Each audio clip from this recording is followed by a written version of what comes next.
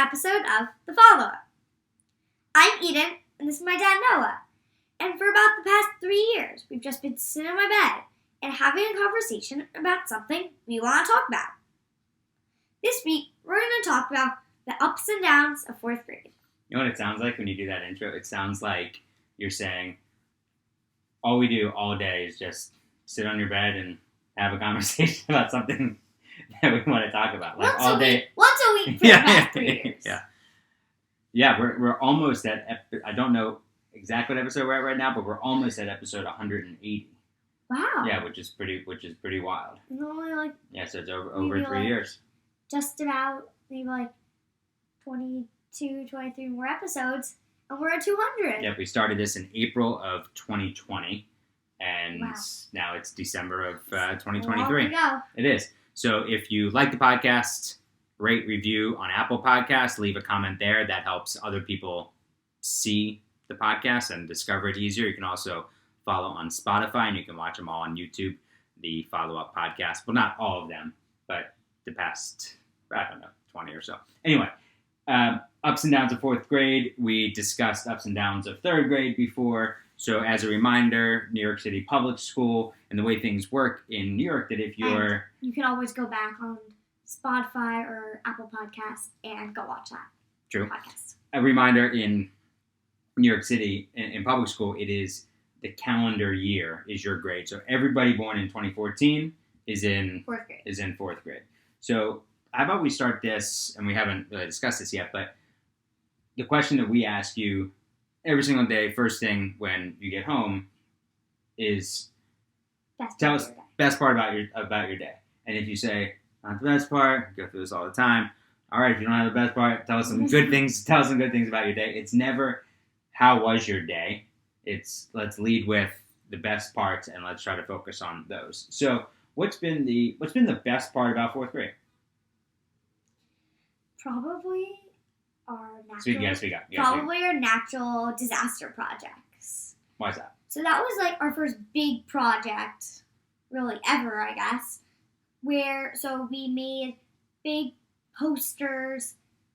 So each table got assigned a different natural disaster, and we researched different topics. We were assigned different subtopics, and we researched and we made amazing posters. And then we got to present to the 3rd graders. So what did you like so much about that? I like that it was a project. Each person had a role in it. Mm-hmm. It was a lot of teamwork. It was so much fun creating a poster, like adding all your information, making it fun and decorative. So that was really fun. Good. I know that math has been a bit different this year. Yes. And recently it's been better, right? Yeah. Why? Well, we're switching classrooms for math, so that's really fun. So you're in different groups Yes. for math. So I know it's something that I've talked to my friends who are teachers back where we grew up. That when you have kids in a classroom of all different levels, then as a teacher, you can't just teach to the middle or teach to the bottom or teach to the top. Everybody deserves their own specific attention. So I have friends who have really like 3 or 4 different groups of math in the same classroom, and then they get 15 minutes with the teacher, 15 minutes with the teacher, 10 minutes with the teacher, and it's really hard to do. So now you guys are split up into 3 groups, which is great because now everybody is in that group is taught to that level and can be challenged or spent more time with doing other things. Yeah. Yeah, and that should also prepare you for middle school too, when you're switching classes and you're in and you could be in a classroom with all kids at a certain level, which is great. Yeah. What's been good about writing this year? What do you like that or how do you like the way your teacher teaches you in writing? She shows us a lot about her writing. I feel like this year, especially her, she's made it just very clear. And she's been challenging us in writing. And for some reason, I don't ever really like writing. But this year, I like writing. Which is really nice. I don't know what changed it, but this year I like writing. Yeah, which is really nice. Which is good. And what I do think is good about writing is being able to just get your feelings out on a page also. Yeah. No matter what you're writing, you can put a little heart and soul into your writing. And then also, if you like doing it there, then maybe you start writing in a diary or a journal, and you can just start writing your own feelings or your own thoughts, or things that you like or dislike. You can just write them down. Yeah, which can be cathartic, meaning allowing you to express emotions and feel better about things. Yeah. You just get it out.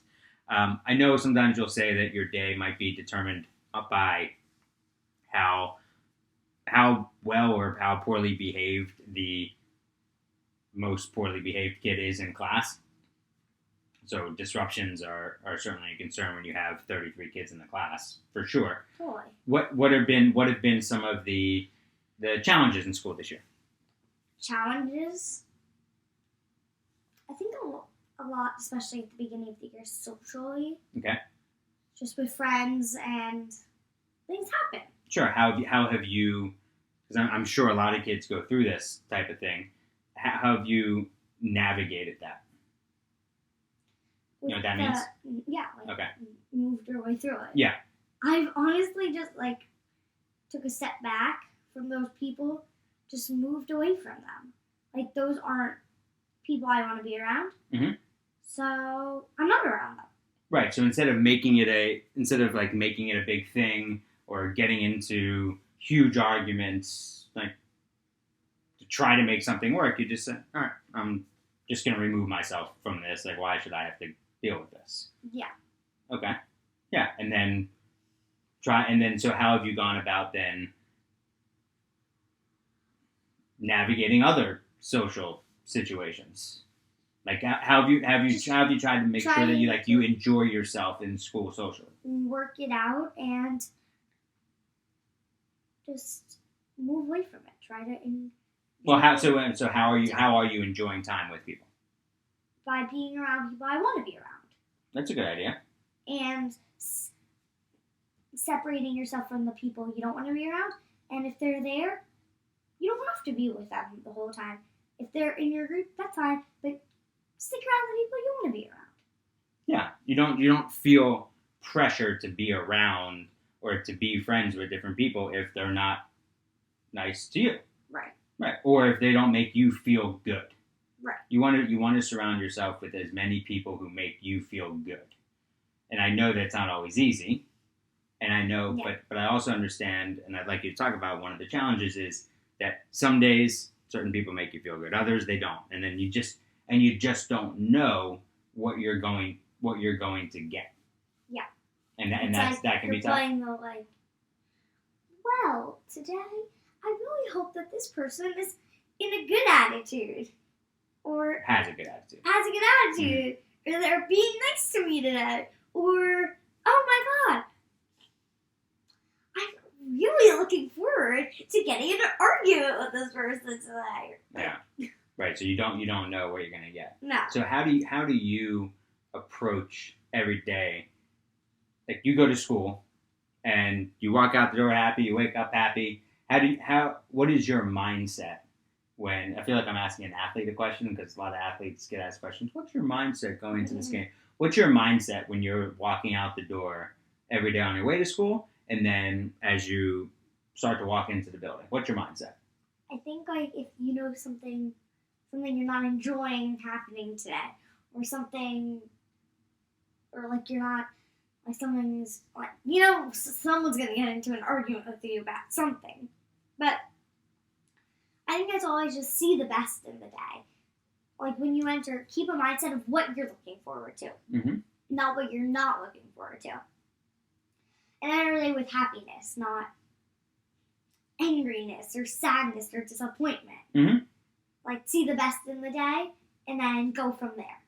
I think that's a great attitude to have. That you wake up and it's today's a new day, and whatever happened yesterday, let's hope it doesn't happen today. Or hey, I'm going to look forward to this, no matter what it is. It doesn't have to be something big either, right? No, it can be I'm excited to show people my Pokemon cards. Right, or I'm excited for whatever mom made for lunch, or I'm excited for writing today, or I'm excited for something after school. and you Yeah. just stay focused on that and allow the other things to not get in the way of that. Yeah. Yeah.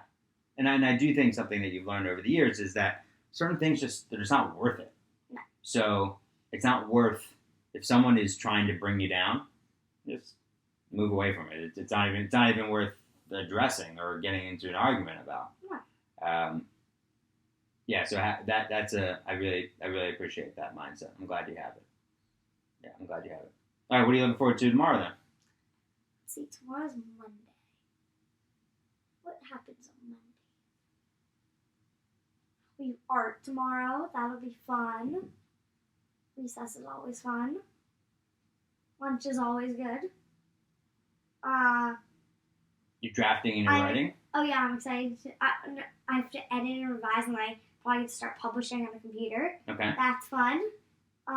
We're starting to write, I think, scripts out for our reading project. What's that?